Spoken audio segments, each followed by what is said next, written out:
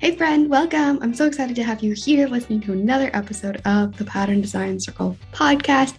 Here we talk all about the ins and outs of designing knit and crochet patterns and running a business that makes it all possible. I'm Jessica, your host, knitting pattern designer, design mentor, and the friend in your ear. Can't wait to dive right in. The Pattern Design Circle podcast is sponsored by the Pattern Design Circle, a membership community for knit and crochet pattern designers that are feeling lost, lonely, or frustrated in their business. It connects you with a supportive community that's always eager to answer your questions and help you through the hard times. And there's loads of resources and activities specifically catered to business and designing. Sound like your jam? Check it out at snickerdoodleknits.com/design-circle. That's snickerdoodle, like the cookie, knits, knits.com/design-circle. All right, let's get into it. Hello, and welcome back to the Pattern Design Circle podcast. I'm so excited to be here in your ear again. And this time I have an extra special guest with me. We have Shelley Brander, who you may know from Loop's Yarn Shop, Knit Stars, and her book, Move the Needle. I'm so excited to have her here because I recently read the book and there's so much as a business owner that I could connect to, and I immediately contacted Shelley. I'm like, can we talk? So I'm so excited to have Shelley here. Do you have anything else you want to share about yourself, Shelley? Oh, I'm so glad to be here. Thank you for having me. Yeah, I loved when I got your note. I was like, okay, we're gonna have to talk. And you pretty much nailed it. We the company, yeah, I started out with a store called Loop's Yarn Store, and now then we started Knit Stars Masterclasses, which became very global. And so now the whole brand is known as Knit Stars, and we have the master classes, we have a club, we have a flagship yarn store in Tulsa, 6,000 square feet, and we have an online store. So yeah, it's a busy world, and it's awesome. So you nailed it. And I actually have two books, believe it or not. I have a book that came before the moving wheel, called Untangled. It was kind of a practice run book, but it's become people really like it as a resource book. It's more of a workbook almost. So yes, I need to get that book. I know you talked about it in your book. I'm happy to send you one.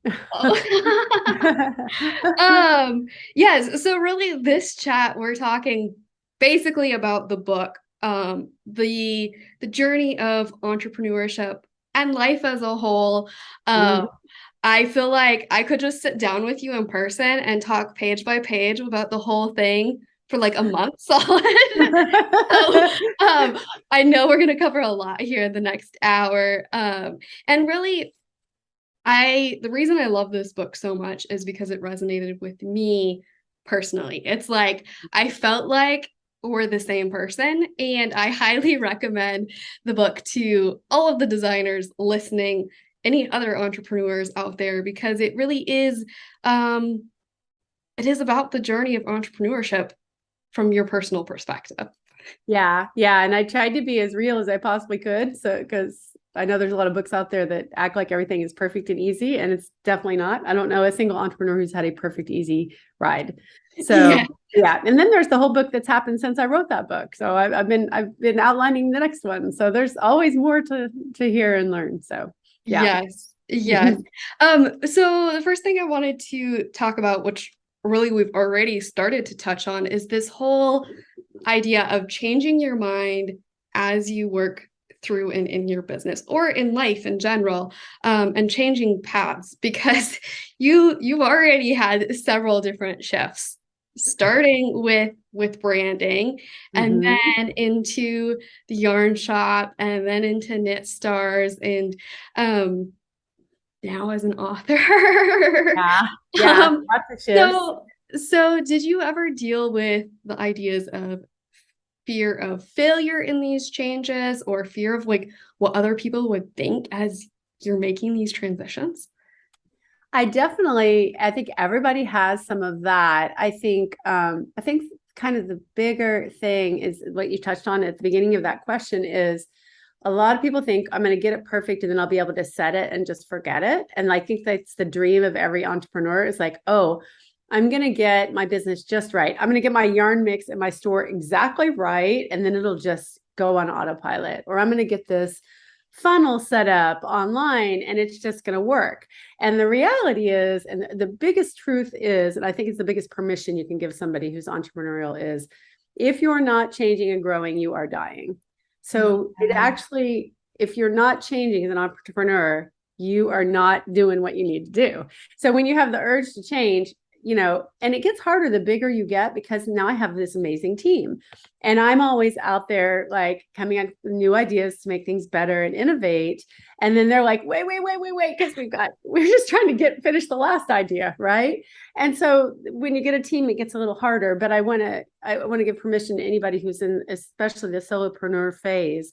It's not just okay for you to be changing. It's necessary to be changing. Yes. Yeah. Yes. And go ahead. There's so many new and different paths that open up when you're open to change. Like when we first start, there's no way we could ever know where all it might have brought us if we're just stuck in this idea of this is what I'm going to do and be, and I can't change. Right. I mean, imagine if you were like, oh, I've got my Facebook perfect, so I'm not going to pay attention to that Instagram thing, or I have Instagram perfect, so I don't need to pay attention to TikTok. It's like, not that you need to do them all. You definitely need to weigh everything. And there's definitely such a thing as shiny object syndrome, where you're just drawn to everything. But, I talk in the book about the blue water, blue ocean and red ocean. You always have to be going for the thing that other people aren't doing. And that's okay. It's okay. And other people will try to tell you, other people that are, the engineers in your life and the people that like things more the same will tell you, what are you doing? You're always coming up with this crazy idea. That means you're an entrepreneur. Yes. Yes. That's so funny that you mentioned the engineers, because my education, I'm an engineer by education. But here I am in the entrepreneurship world. Like, exactly. It clearly wasn't the best fit for me. Right. And there are very entrepreneurial engineers out there, and they are very lucky because they have both sides of the brain, right? But I'm just saying, we all have plenty of people in our life that have followed a more traditional path. And it's just really important that, not that you block those people out, but that you surround yourself more so with other like-minded entrepreneurs, so that you're not constantly questioning yourself. Is this okay? Is this okay? You want to always be pressing forward. So yes. Yeah. Can we go back real quick to the blue ocean concept? Because I don't think I'd ever heard of that specific terminology. So what is the blue ocean and what is the red? Yeah. And this is really applicable now for me because I just moved to Florida. And I had never heard of it either. And in talking to somebody, I think it was my book editor, actually, I was talking to my book editor and she was like, you're a blue ocean person. Like, you've always gone for the blue ocean. I said, what are you talking about? Well, it turns out there's this whole book, and even I think even an online course called Blue Ocean Strategy. And the basic idea is, when you're out in the ocean, you're swimming around and the water is blue, you're good. But when you start to do well, or you figure something out, like when I first figured out Loops Club, that was my first online product. All of a sudden, the water starts to turn red because all the sharks come around. Everybody follows you and starts to do the same thing you're doing. And then you need to pivot out of that red ocean where all the blood is in the water and go to the blue. And so you always want to be going to the thing that other people are not doing. What is that thing? Because that's what the marketplace needs. If the marketplace gets saturated with the thing you're doing, and we're back to that, you always have to be inventing and creating. It's not just a maybe, it's a must. Yes. Yeah. And I love just the different illustration of this idea of being unique, and the idea of saturated market.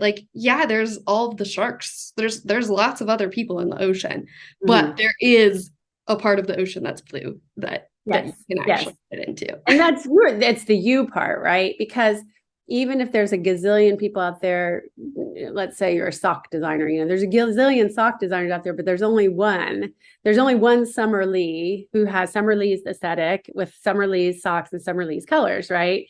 There's only one of you. So when you find that red, one way to find your way to that blue ocean is just go back to, who am I? What am I about? Because there is only one of you, and just go back to your core of what you love and what lights you up.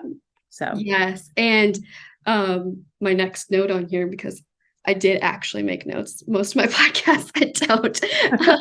But there's so many things that I wanted to talk about.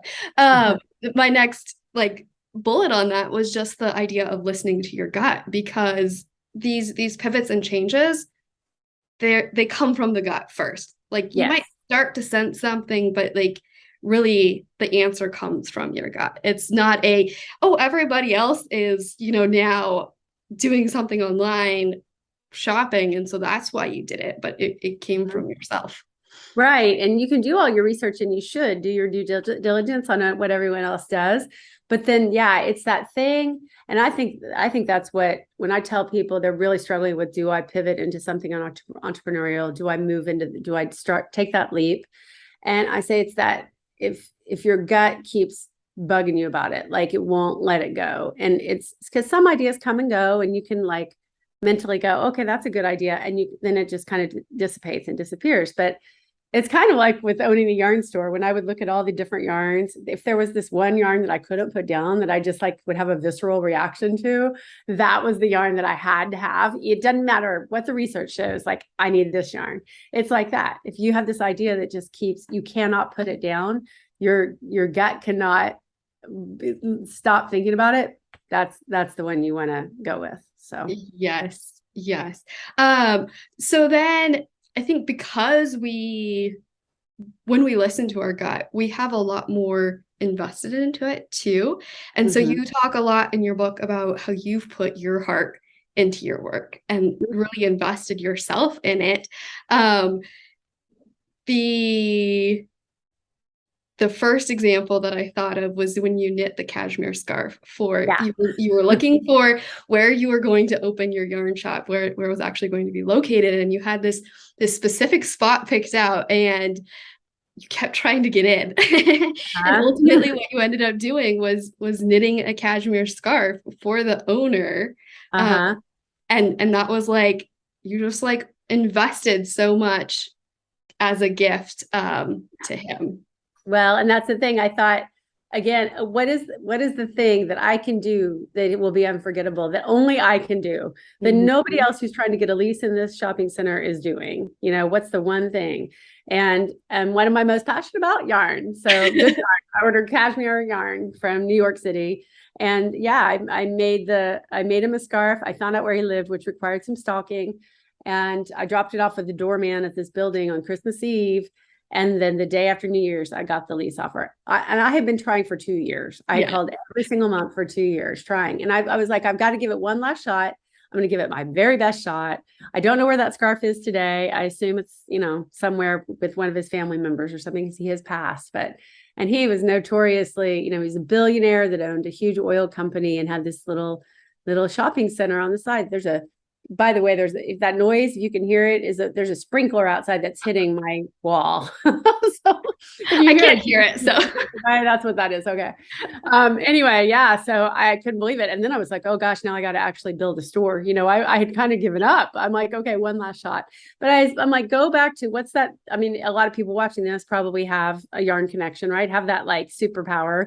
It's like, what is the superpower that you have that nobody else can use? I've many times made hats or different things for people, either because they've done something that really stood out to me. I try to make something every year for someone who doesn't expect it, like the UPS guy or whatever. But or use it. I mean, it's a skill. It's a huge, powerful skill. There's nothing like a handmade thing when you hand it to somebody, Yeah. So yeah. Yes. And then the other thing under this conversation, in my mind that stood out was you had come up with one idea that you absolutely loved with the branding company when you were working in branding and marketing, and your boss didn't love it as much as you did, and he told you that you have 1,000 more good ideas inside. Yes, which made me mad. Yes. I really wanted him to buy off on the idea that I had that I thought was so brilliant. And I think it was about a bank, and it was like big enough to bank on, small enough to care or something. I was like, I was 21, 22 years old, and I thought it was the smartest thing and anyone had ever come up with. It was the cheesiest, tritest thing. And that was very gentle of him because he was not a gentle guy, but it was very gentle to say it. And that's the thing. There's a million ideas others done. Almost everything has been done in some way before already, and it's just coming up with your own spin that really lands. And 20 years in branding made me pretty thick-skinned. I mean, you're putting your creativity out on the line multiple times every single day. And you just, it's just like acting. You're just going to get, shot down with no, it is not a gentle business. So it did make me pretty thick skinned and able to, so today, if I might, you get 1,000 positive comments online and one negative one, it's like, not that it's easy for anyone, but is a little easier to let it roll off the back. Yeah. When you have thicker skin. So yes. Because so many people, I mean, I think kind of our human nature tendency is to focus on that one. It's like we have thousands of wonderful comments, and then it's easy to just focus on the one negative one.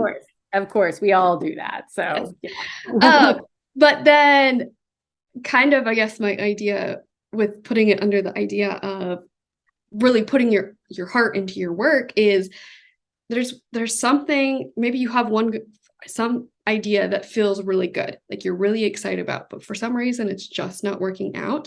You can keep putting your heart into more ideas and really find the path that is the golden ticket. That is the wonderful, exciting thing.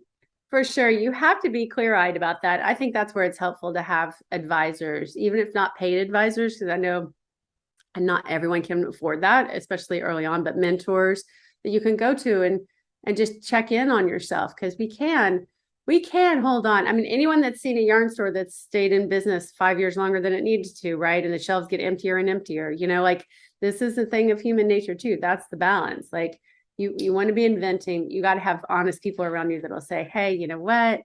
Maybe it's time, or maybe it's time to just do this one little tweak. Maybe this one little tweak that's going to get you there. You have to learn to let go of those things that you're just clenched onto eventually, right? Yes. And it can be hard because you have put your heart into it. This is part of you, but in order to go forward, in order to do more, you have to let go of that thing. Right. And I mean, you might have a pattern that's not selling, but it's like your favorite pattern you've ever designed. It's like, okay, how can you tweak it? Like, how can you do it in a different, maybe get a partner with a different indie dyer and do it in a slightly different, colorway or something. Like what can you do if you really, really believe in it, pivot a little bit and try something, before you abandon it. So yes. And then so part of this idea of having lots of ideas, it belongs to us, but then we're trying to give it to somebody else. We're trying to share it with somebody else, and we really want them to love it. And so then it's easy to fall into this trap of people pleasing and really wanting them to be happy with it and to love it. And one of the instances that I really loved in your book that you kind of talked about this idea of people pleasing was when you had the two stores that they were already existing, and there were starting to be some issues because of the two stores. You're starting to feel the move to combine the stores again and to have one unified front. And you were really, really nervous about bringing this up to your team. And so one thing that you wrote was that you were wanting to make everyone happy and wanting them possible. And that is so true. We can't ever make everybody happy.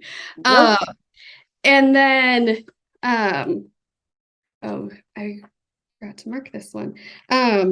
But you then said, in my lowest moments, I thought seriously about shutting it all down. That would be easier than closing one of the stores. I could spin it. I told myself I'd rather close up shop entirely than have Loops die a long, slow, very public death. And I totally resonate. I've never owned a yarn shop, but totally resonate with this idea of, okay, if I'm not making everybody happy, if it feels like now it's a failure, I'm just going to give up entirely and move on to Yeah. something Fight else. or flight, basically, right? Fight or flight, like self-protection, and just denial. And I mean, I had everybody telling me, and the numbers were telling me. I mean, every single sign was saying, abandon all ye who enter here, like it's time to just leave. And I mean, the signs were pointing to go back to one because it was more successful with one store, that all the energy was positive, all the people were in the same place, all the projects were in the same place. We didn't have as many tech issues, but it was like an ego thing because we had gotten a lot of notoriety for having two shops in Tulsa, Oklahoma. And so people thought, oh, this is somebody to watch. And I was so hung up on that I wouldn't see any of the other signs. So I finally said, okay, I was so close to just shut it all down. So close. I mean, like days from it. And it hit me, okay, I will take the bullet. I will take the lumps. I will do this new store, this one store, and give it, X number of years. And I was lucky too, because I got approached by a shopping center that was like, hey, we really want you. And it was halfway between the two stores geographically. And they were offering to do a nice build out for me. And I was like, I mean, I really struggled because I think at that point I could have switched to online and probably done fine, maybe done better. Right. But I just really believed in the local yarn store. And we did it again, right? Here just last year, we doubled in size and moved and stuff. So yeah, it is the pleasing. I wanted to please everybody. I wanted everyone to be happy. I want everything to be perfect. It's not possible. So Yeah. that was a moment. And I knew that I didn't even know it was right until the morning that we opened the doors. I had stayed up till like 3 a.m, hanging fixtures and stuff, and just in a mad dash to get it open. And when I went to bed, I had this feeling of peace that I hadn't had in a long time. Probably was just exhausted. But I woke up at like 6 and felt like so alive. And I went into the store and I just knew it was the right thing. And I didn't know until that moment. And then I went in the store and then there was a huge crowd, and it was immediately a different vibe than it had been for all the previous years. And then shortly thereafter, all the online exploded. So it's definitely the right thing. But man, going through that, it's so hard. It's so hard. I mean, again, I can't overemphasize like advisors and people that have been there that can help shepherd you through it, Yes. So, Yes. I yeah. think that is like the summary of the ups and downs, the best parts and the worst parts of entrepreneurship. Like Yeah. you Yeah. have to go through that misery of like making those hard decisions and really coming to understand what the actual right decision is. But then once that's made, like how amazing it feels Yeah. I know. is incomparable. Well, it is incomparable. It's like life. It's like the juiciness of life exists in entrepreneurism, and I have someone close to me right now I'm trying to convince to take a leap from they've worked in corporate for their whole life and they are so miserable. And I know they've got the entrepreneur soul, but it's like it takes a while to like make that shift and really believe that in yourself. It's especially for those of us who've worked for a long period of time in corporate world. It's even harder. I think when you're starting out as like my daughter right now is about to graduate college, she'll graduate in the spring. And she can already picture herself as like a consultant and as an entrepreneur and stuff. But you have that certain fearlessness. If you go along for 10, 20, 30 years in corporate with a paycheck, there's an extra layer of scary for sure, but it's doable. It just, you really have to surround yourself with other people that are like-minded. So that is Yeah. so loud. Are you sure you don't want me to do it? Can you hear it? You have to be Well, able I to can't hear it at all. Oh my gosh. This microphone on this laptop must be amazing. It sounds like there's a deluge outside my door. There's like a sprinkler directly pointing at the door, and like it's so loud. Okay, good. I'm glad you can hear it. Yes. So another quote from your book was really just emphasizing this again, that this decision, it wasn't a failure, or like all of the yarn shop stuff together wasn't a failure. It was just a new beginning. And Yeah. like it was an unexpected new beginning because you weren't as optimistic about it as maybe you wanted to be. Right. And someone explained it to me because again, I've had a lot of major life changes just since the book came out in the last 6 months. About 7 months ago, I got divorced. My husband of 27 years, And I moved from Tulsa to Florida. I relocated, like a lot of changes. And during all that, I've been doing a lot of personal growth work the last few years. And it was explained to me, I can't remember, by I think my business coach. The way they explain it is like life and entrepreneurship. It's like steps, right? And you go along on kind of a platform, and then you take a step up to the next platform, and you maybe go along really long time. You take a little step or you take a big step, but you never are all the way back down to zero. You always have whatever you've done and built before. All of these steps you own, and you made them happen. So you're always starting from a higher place. It just sometimes doesn't feel like it, right? Yes. So Yeah. it's like when I got to that point in my life of like, okay, it's time to move on past the marriage, like that can feel like all the way back down to the bottom, right? But it really wasn't, because we both had gone through so much growth together that it was just a natural evolution next step, right? So yeah, that's what it's like. And so I think you can easily beat yourself up and think you've fallen all the way down the hill back to the start, and you haven't, because you're always building on the knowledge and the I have a friend who says you either win or you learn, right? My friend Susan Garrett, I think I said that in the book too. You either win or you learn. You either it's a big win or it's not a failure. You just learn something new that you can apply the next time. Yes. Yes.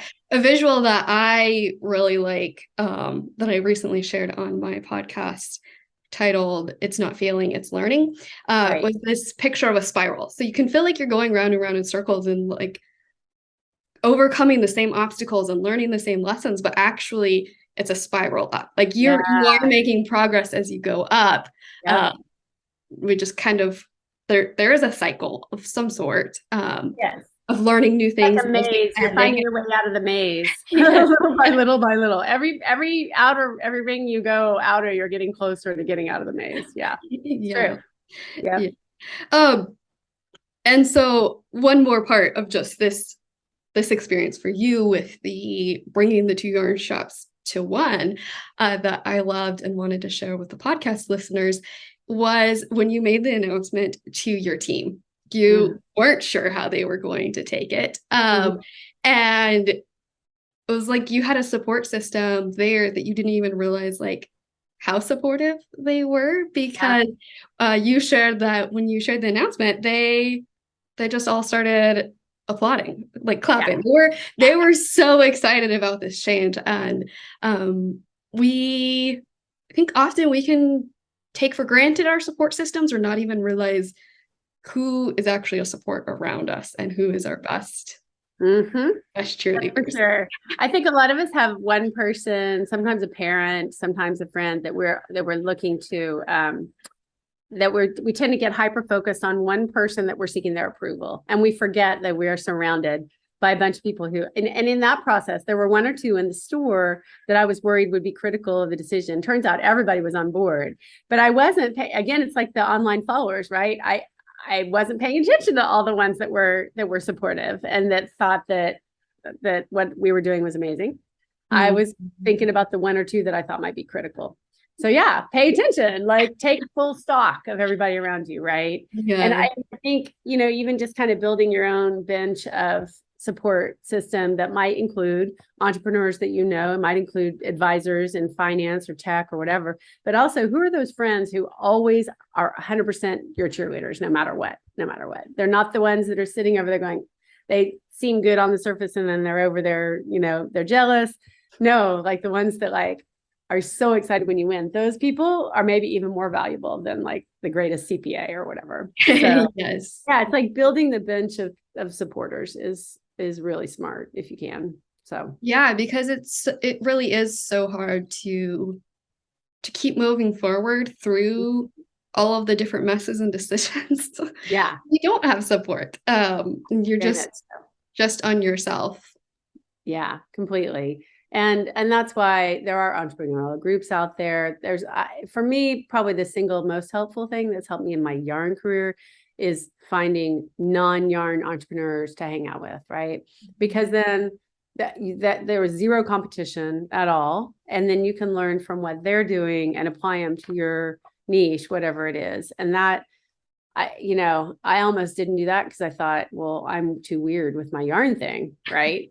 But it is exactly the opposite of that. It was the most valuable thing. And there's gazillions of those entrepreneurial groups out there. So you look to find your fit, your people. But yeah, that Jeff Walker and that whole world, that I'm still very much a part of. I'm in a text group with him every day. And if I need a little jolt of like positive entrepreneurial weird energy, I go there and I look. So, it's really important. Yeah. And I think especially in that context, when we go into other groups of people outside of the fiber industry, Mm-hmm. there's a different kind of energy you can source. Like we can get caught up in everything that's happening in our industry and get caught up in what we're supposed to do or what things are supposed to look like or what is right and wrong in our industry. And there's a whole lot of other things out there that are also possibilities. Right, exactly. It's really easy to get tunnel vision in the industry or even in just one resource group, right? Because there's so many sources out there, really endless sources out there. You may think you found your one guru. No, there's like, a million other things out there. So you just have to keep your eyes open. So yes. And that can get overwhelming. There's so many people out there, so many people excited to fill your inbox. Oh, for sure. And sell you courses and stuff like that. Yeah, for me it was but you find your way there and because like a lot of people do very persuasive videos and stuff.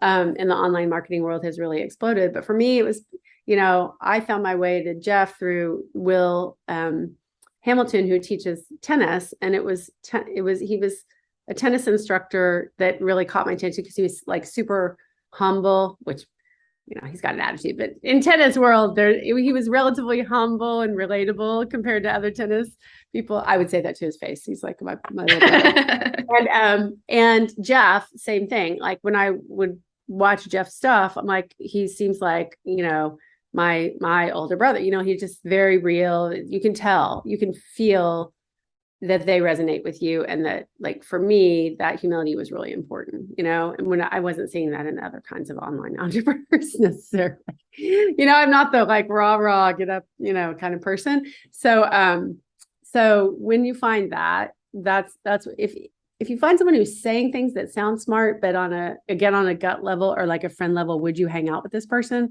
That's probably not your person, so. Yes. Okay, so I also wanted to chat about the Cool Yarn Kids Club. Yeah. Because you mentioned you'd started this yarn shop and you're trying to gain traction and gain customers, and you mentioned that you weren't in the Cool Yarn Kids Club. And like my immediate thought was like, well, she is now. I mean, I think that is okay. I'll put it this way. I think that is an ever-changing thing, and I think there's many different pockets of the cool club. I mean, there's the Etsy club, there's the Insta club, there's all kinds of it. What I'm trying to do is to create a club that's not where everyone is cool, where everyone is a rock star, right? So I'm like, okay, yeah. It's tricky because it's like, how do you balance inclusivity and exclusivity? Like we know in our space, it's artistry, it's creativity. So exclusive is cool because we're all drawn to the unique, right? We're all, just as artists, we're drawn to that. But it's finding the inclusivity in the exclusivity, right? Like what can we all gather around? What can we all get behind? What do we have in common? What do we share? And I don't know what it is. There is something in knitting, and I've talked about it a lot. People that are new to knitting don't get it. They think we're all kumbaya and everything's perfect. And what do you mean there's like infighting? And, what do you mean that there's, people are excluded? And I think there's something, I think there's knitters as a whole, we do tend to be a little perfectionistic. We do like, what draws us to knitting is like the mechanics of all of that. And, just the control of it. Right. So there's a certain element of that. And I think that can translate somehow for a lot of people. Like once you get good at it, then without meaning to, you can look down your nose at the people that are new to it or don't have the same aesthetic as you. And so it's a very passionate bunch, right? And where you have a lot of creativity and a lot of emotion, you're going to have also, potentially more conflict and more, judgment and all of those things. And I've always said, why can't we get to a place where I call it not show off knitting, right? Like just, hey, look, you made something that's awesome, right? And I think social media really hinders that. Yeah, I think you're right. Actually, filters and proper photography, like, yes, exactly. Social media does hinder that. So it's a catch-22, isn't it?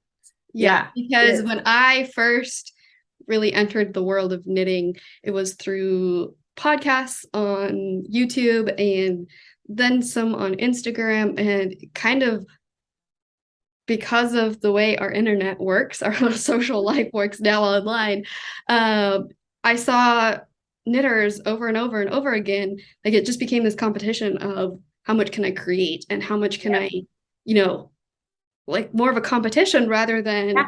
an art that you're enjoying. Yes. And toxic productivity definitely is a thing too. This thing like how many can I churn out? And I do think there's been a nice correction to that a little bit over time. You see a lot more about acceptance and about compassion. And I think people more willing, instead of crank out a completed sweater, they're more willing to share, and maybe reels even has helped a little with this, like the doing of it and seeing the tiny iterations and the little steps, and that's cool too. And it doesn't have to be, snap your fingers and there's your finished, fingering weight Fair Isle sweater. So yeah, that is a balance. And it's tough because when people come into it as newbies, it's such a vulnerable place to enter in any creative endeavor. And we just introduced this whole program called Knit Start that was all built around, I was talking to my friend, Jean Triplehorn, who's from Tulsa originally, and she's a Hollywood actress. Like people probably know her name. And I was talking to her. She has another friend who's a really accomplished author and designer and all this. We're all chatting and every single one of us had a moment when we started out where we got judged. And we felt like we were scared to walk into a yarn shop or whatever. And then I'm like, oh my gosh, this Hollywood actress got judged at a Hollywood yarn store. Like what? Or felt that way, and it's like, oh, okay. How do we make it safe for people? And I, as a yarn store owner, I wanted, how can I make it safe to walk into a yarn shop for the first time, not feel judged by the ladies at the table or the people working there or the whole experience. And then when I have that first mess up, when I have that oops, when I have to come back sheepishly with my drop stitch and I think it's irrevocable, how can I make it safe for people to come back in and keep taking the steps forward, right? Just little baby steps forward. And because somehow you're supposed to magically go from that first garter stitch scarf to Fair Isle sweaters, right? So how do we make a path for people and create that kind of safety net through the whole process? And I think there's a whole lot of knitters out there in the world who started and gave up and never came back because they felt so judged or such failures. So I think that's part of my ongoing mission right now is even with master classes, they can look really advanced. I mean, they're master classes, right? We're like, no, you can literally not even know how to stitch yet, and you can take the class. But how do you encourage people and give them permission to enroll in themselves, to invest in that one skein of yarn or the master classes at a level of $200, and believe that even if they never make anything, they get the enjoyment out of it. They are worth that. They are worth that enjoyment. Yes, now you can get into the box. They have to be so comfortable in your space that they have confidence in themselves and trust that they can actually do something. Yes. And it's a very scary, I mean, it's important to acknowledge the vulnerability, and it's very, very similar. Making your first scarf or casting on your first stitch is very, very similar to taking your first step as an entrepreneur. It feels like you're stepping off into the abyss, and you are totally alone. There's no one else. You're it's do or die. It's so similar. And yeah, and whatever I can do to make that step easier for people, what's the tiniest baby step you can do, you know? And so this conversation of the Cool Yarn Kids Club, really, it's not so much of how do I join the club, but how do I create a club that everybody feels comfortable in. Yeah. How do you make your own space? Like, hey, if it feels like that everywhere, that's an opportunity, you know? I mean, if you're looking around and you don't see a place that you feel like you belong and you're comfortable, then like make one. Yes. Because that means that there's other people like you. There are always other people like you waiting for what you have to create. Always, always, always. So yes. Yeah. And I should clarify, when I said I think that you're in the Cool Yarn Kids Club, it's not that I think you're Oh, high and snobby. It's that like I think no, of you as like a big name in our yarn world. I mean, like I said, I kind of got to create I'm in a really lucky place where I get to choose who the knit stars are going to be each year. But I don't do that in a vacuum. Do that with a ton of input from 10,000 plus owners of Masterclass, with my team, with a lot of help. And I hope I'm not, by doing that, I love making those calls and I love, telling people I would like to talk to you about being a knit star, but I never want them to feel like that's a one-way conversation. It's a conversation, is this a good fit? Does this work in your life with all the other commitments? Yes, it's a lucrative opportunity, but is it the right one for you? We have real talk. And yeah, I've been told, as much as I have to get on camera and I have to, I believe passionately in what I'm doing and in the mission to knit the world together, I always am going to be more comfortable behind the camera, helping people tell their story. Truly, lifting up other creatives that's my jam. That's where I'm my happiest. That's where I'm my best. I will do what I got to do to be front and center, but I'd way rather be the one doing the interviewing. I would love to flipped right now in the interview, to tell you the truth. Well, I like to think that these conversations are more conversations and not just putting you on the spot, hopefully. No, that's fine. But you know what I'm saying. I'm just fascinated by people. I love to ask people questions. I love to learn more about people. That's why I love branding. That was the thing I loved about branding. There are lots of things I didn't love, but delving into businesses, even if they were like industrial boilers and stuff, like there's just always an interesting story. Like how did this start? Where did this come from? Why are you passionate about boilers? It's just the curiosity. I'm naturally I'm curious, George, Yes. And I'm totally the same. I mean, that's why I'm an introvert, but I've realized the thing I love most about my work now is talking to people. I love the guest speakers inside of the design circle. I love the guests here on the podcast. I love the guests that I have on Instagram. It's like, that's the highlight of what I do is really connecting and talking to people and learning their stuff. And I totally understand. It doesn't mean that you're anti-social. You're not social. You're super social. You just are social on a more intimate, like one-on-one level. Yes. Yes. Totally. And so something that I love what you, I guess, kind of it felt like nice reassurance for, especially for folks who are just starting out and they're like, I have no connections and nobody cares about what I'm doing. You shared that people will ignore you as a nobody. Or no, this isn't exactly what you said. This was my note. Okay. I'll clarify. This was you talking about it. But it was like people were ignoring your calls and your requests as you were starting to build knit stars.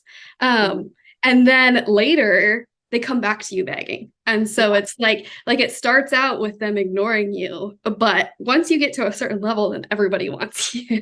Yeah. And I don't know that I've had anyone beg, because everyone's a little afraid to be a knit star because it like seems kind of, but yeah, that's what happened. Was I started out with certain names that I really wanted, that I had on pedestals, and they were ignoring me because it was a totally new, untested concept in our space. So I understand why they did. And since then, some of those people have come around, and some of them I've just let it go. They're never going to be comfortable.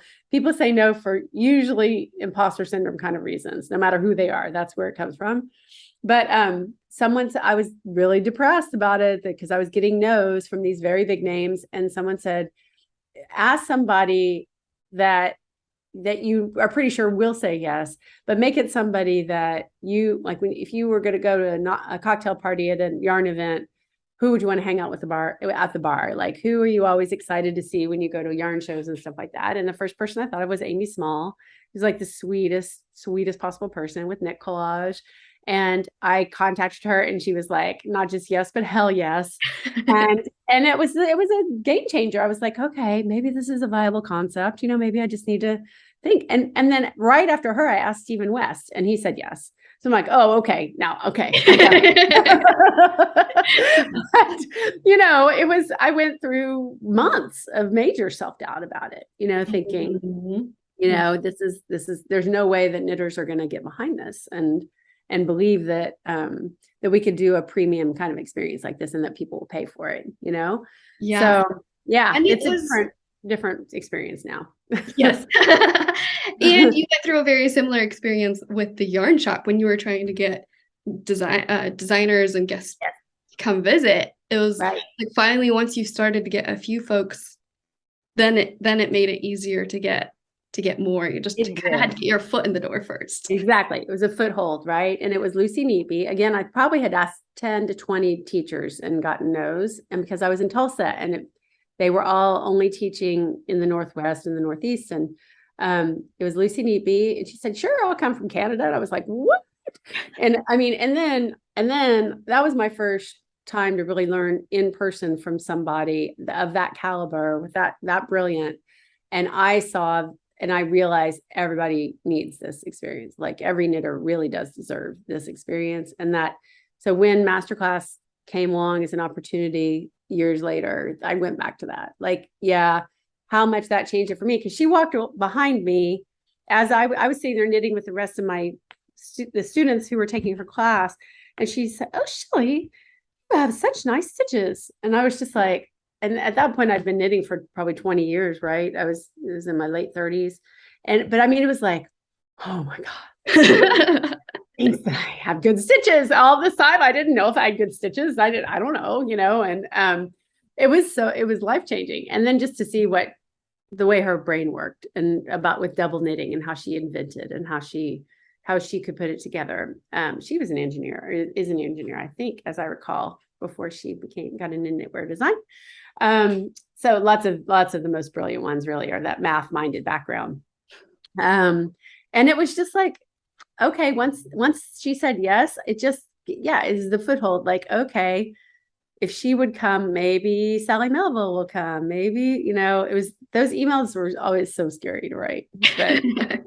But I wrote them. And then after I wrote them, and even now, like right now, I'm in the middle of reaching out to the stars I want to teach in season 8. Next year is season 8 in 2023.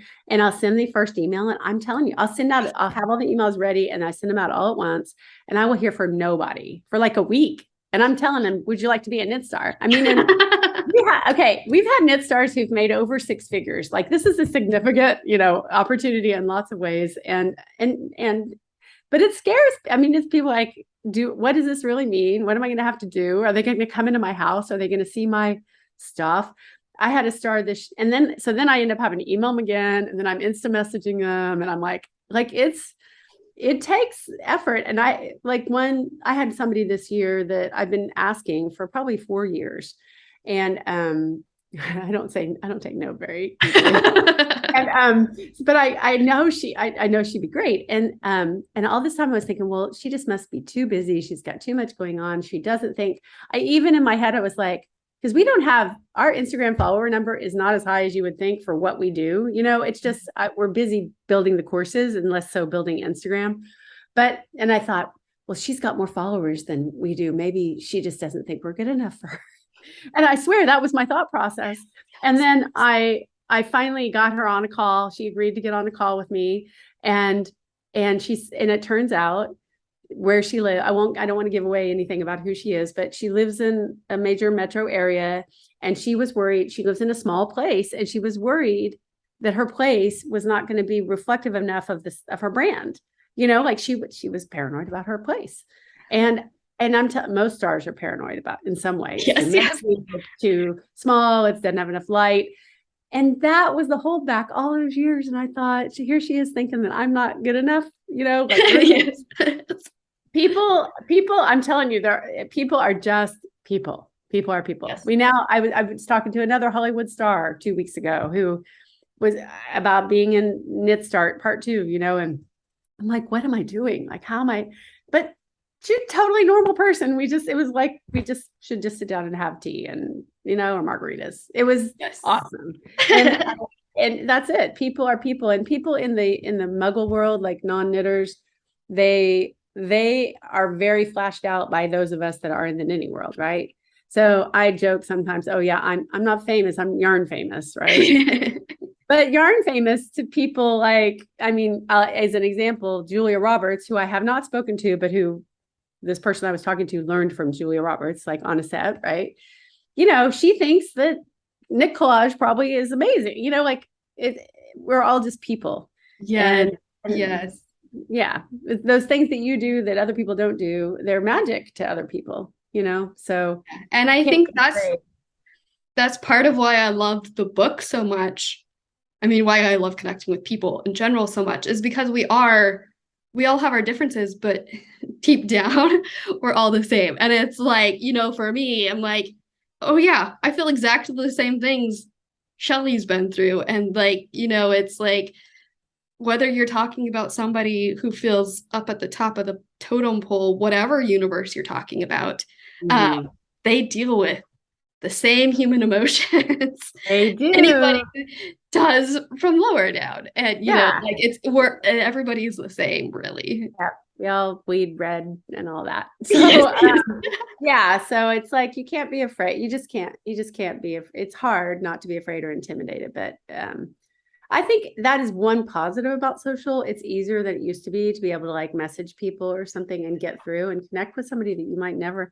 I talked to Seth Godin before my book came out. He gave me his address. We sent stuff back and forth. It's like what is happening right now? Yes. I think the more, the more followers, the more Teflon everything gets, the more people crave that one-on-one connection. So you can really make an impact too with just a little package or a note or, handwritten or, I still, if Michelle Obama is listening, I'd love to have you in Note Stars. So, anyway, that we're all 7 degrees of Kevin Bacon or even just one away from, the person that is our dream connection. So, yes. And also never know when you reach out to somebody, they may answer and that like, you never know. I just said no 10 times and this might be the time. So, why not? Life is too short. And I always say, and I think I have this in the book too. I can't remember because it's been a couple years now since I actually wrote it. It's a process to get it out in the world when you work with a traditional publisher. But my friend from Kentucky, Cheryl, who says, if you don't ask, you don't get. And probably every day that line goes through my mind. There's something I'm afraid to ask from somebody. I talked to my ex earlier today with a tax question. I talked to my boyfriend. I talked to, I'm recruiting for Knit Stars. I'm with my team, and I tell myself, okay, if you don't ask, you don't get. Just ask nice. And if it's a no, then ask again tomorrow.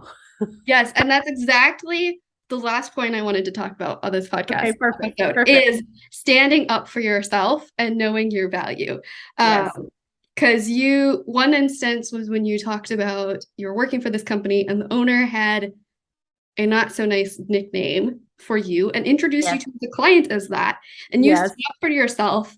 And like your phrasing was just like that. My nickname was a thing of the past. Like it was just as simple as standing up for yourself and saying, no, my name is Shelley. Yes. And sometimes we can make it like into some big, huge thing that it's not, and we don't move forward because of that fear.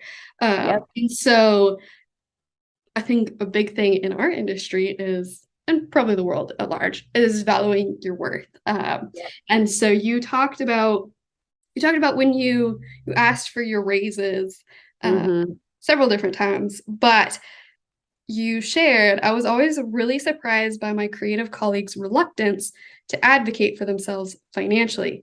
They would fight tooth and nail for a creative concept, but do almost anything to avoid a conversation about a change in compensation or title, or even an office with decent lighting that allows them to produce better quality design. There's this romantic ideal of the starving artist, and it's alive and well, and still doing a great disservice to creatives of all types. Yes. This is very applicable for pattern design, isn't it? Yeah. And I mean, okay, well, here, this is a great example. If anybody who's watching this and you're a pattern designer and you're giving everything away for free, please stop doing that right now. If you think that it's going to get you to the top of Ravelry Hot right now magically, and then, you're just going to be discovered. No. And so I'm going to share this with you. So Arnie and Carlos, they were in season 3, right? So arguably one of the largest stars we've had. And I was sitting on the couch in Norway in their home, which is very remote. It's a remodeled railroad station. Sitting by a lake, we finished the workshop. We're drinking wine out of a box that has their picture on it. Okay. And you can't get it here, but produced in Norway. And I told that we started a conversation about their business. And I was like, you guys, they were giving all their patterns away for free still. And they said, because our followers, they'll get so mad if we don't make them free. We have to make them free. I mean, there's some of them who can't afford our patterns, so we have to make them all free. I said, you know what? Trust me on this. You guys are to a point that you don't need to give away all your patterns. And I know you make money off other things, but charge for your patterns, even if it's some of them, Well, they ended up taking that to heart. They changed to a paid pattern. They still have a lot of free, but they changed to that. And then COVID hit, and I talked to Carlos a few months ago, and he said, Nissar's was the most important thing that ever happened to us. And I was like, why? I mean, you guys have made a lot of money from it. That's great. You're proud of your workshop. He said, no, it's the conversation we had. If you hadn't said that to us and then COVID had hit and our teaching all immediately dried up, right? Because they couldn't travel, we would have had no income. And because they were making so much from teaching, they thought they could just give away the patterns and then people would like them. Yes. So it was like, they realized their worth. They realized, but that just tells you, even people at the very, very pinnacle have trouble charging for what they're worth. Right.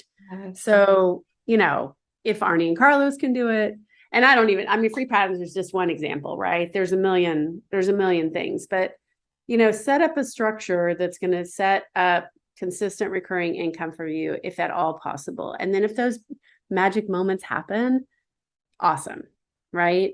But set something up that's sustainable for you, and whatever you're charging, just double it. Someone told me recently because we were talking about just looking at overall budgets and stuff, and they're like, it's so much easier to make money than to save money. Like, you can sit and look and scrape and say, how much less paper can I be buying, or how much less can I be going to Staples? But if you just charge twice as much, how much faster could you be? Honestly, right? Yeah. So, take stock of that. Like, put it on your calendar, and once a quarter go, could I be changing my pricing structure?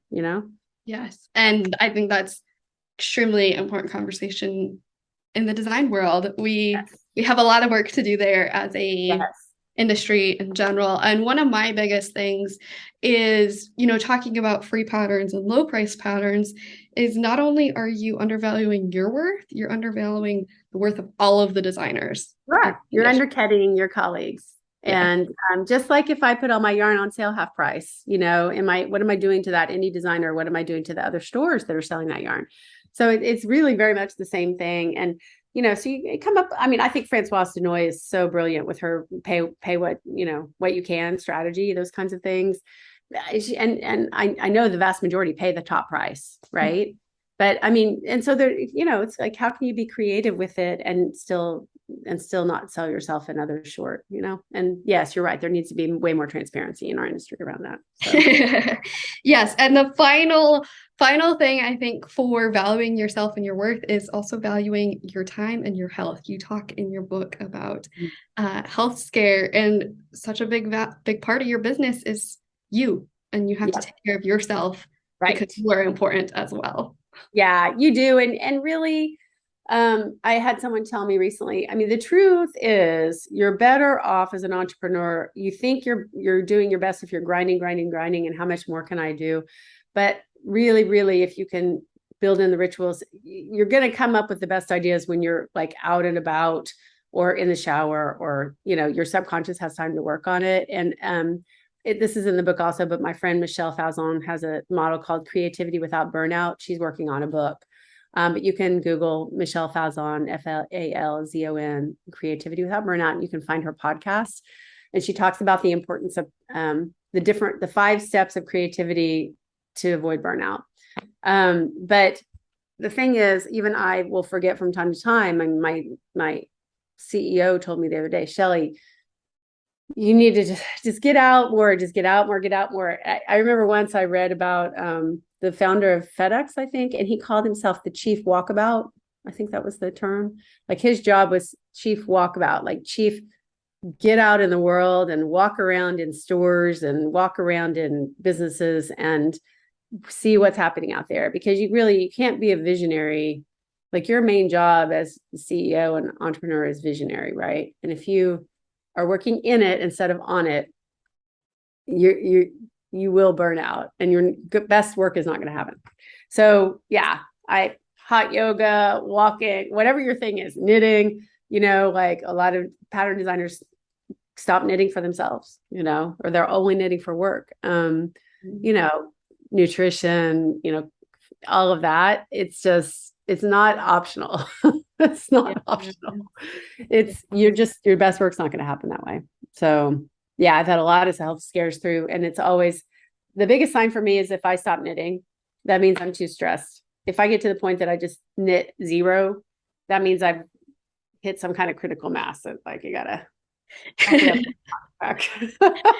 So, yes. Anyway. Well said. Such a pleasure to have you here, Shelley. Where can folks find your book and Knit Stars and all of the things? Yeah, so Knit Stars, you can find the book and everything on knitstars.com. You can get access to all the things that we offer through there and all our latest stuff. We have a newsletter called Moving the Needle, and you can sign up for that at the top of knitstars.com. And I like to think we do a lot of storytelling, a lot of lifting up of other creatives, and a lot of curation for people in there. And then the book's available on Amazon, pretty much anywhere you can shop for books. It's out there. I think there's still hard copies on shelves in Barnes and Nobles and things around, but Amazon's the easiest. And we have it also on our website. And I think we might have some signed copies on knitstars.com if people want a signed copy. I try to sign some on the regular and have them available. So yeah, and there's an audio version of the book too. So for people that are doing other things like entrepreneurs and knitters, the audio version, a lot of people have like fun, quick story on that before we say goodbye. And that is when the audio version first came out, I had people reaching out and say, Shelley, why didn't you read your own book? Who did you get to read your book? And I was like, what are you talking about? And I mean, like 3 weeks went by and I just never knew what they meant. I finally downloaded it and I listened to it, and they had uploaded it at like half speed. So I'm like, whoa. No one believed it was my actual voice, and they had messed up, which was bizarre. It was a major publisher. Anyway, if I sound really like I'm on Quaaludes on your version of the audio, that means you got it in the beginning, and you should be able to get an updated version. Anyway, yeah, a lot of people have, I can't listen to my own voice, but a lot of people have enjoyed the audio version. So yeah, that's out there too. So that's so wonderful. Thank you so much for joining us. Thank you. It's been a blast. Wow. Thanks so much for listening to this episode. If you found it valuable, please share the podcast with a designer friend. And if you have a minute, leave a review. It's so helpful for me and means the world to me. Chat soon.